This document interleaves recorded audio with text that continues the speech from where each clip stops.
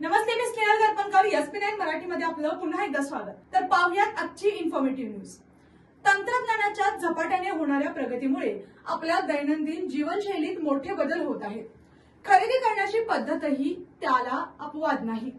पूर्वी खरेदीसाठी बाजारात जावं लागायचं, वेगवेगळी दुकानं फिरून वस्तू निवडल्या जायच्या.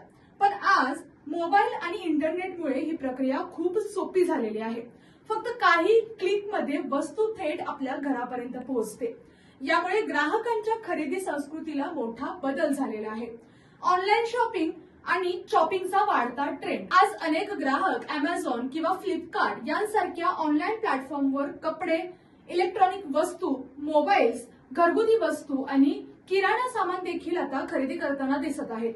सवलती, विशेष ऑफर्स आणि घर बसल्या मिळणारी सोय यामुळे ऑनलाईन शॉपिंगची लोकप्रियता झपाट्याने वाढत चाललेली आहे. याशिवाय ग्राहकांना विविध ब्रँड्स आणि उत्पादनांची तुलना करण्याची सुविधा देखील मिळत आहे, जी पारंपरिक खरेदीमध्ये सहज शक्य नसते. ऑनलाईन शॉपिंगमुळे ग्राहकांच्या सवयींमध्ये देखील मोठा बदल दिसून येत आहे.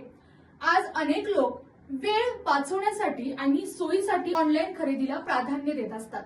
विशेषतः तरुण पिढीमध्ये हा ट्रेंड आता अधिक वाढताना दिसत आहे. मोबाईल ऍप्स असतील, डिजिटल पेमेंट असेल आणि जलद डिलिव्हरीमुळे ग्राहकांना खरेदी करणे अधिक सोपे आणि सोयीस्कर झाले आहे. याचे फायदे आणि काही आव्हाने देखील आहेत. ऑनलाईन शॉपिंगचे अनेक फायदे असले तरी काही आव्हानेही आहेत. काही वेळ चुकीचा माल मिळतो, त्याचबरोबर डिलिव्हरी उशिरा होते, त्याचबरोबर वस्तू प्रत्यक्ष पाहता येत नाही. या समस्या ग्राहकांसमोर येत आहेत. तरीही या अडचणी अजूनही ऑनलाईन खरेदीची लोकप्रियता कमी होताना दिसत नाही.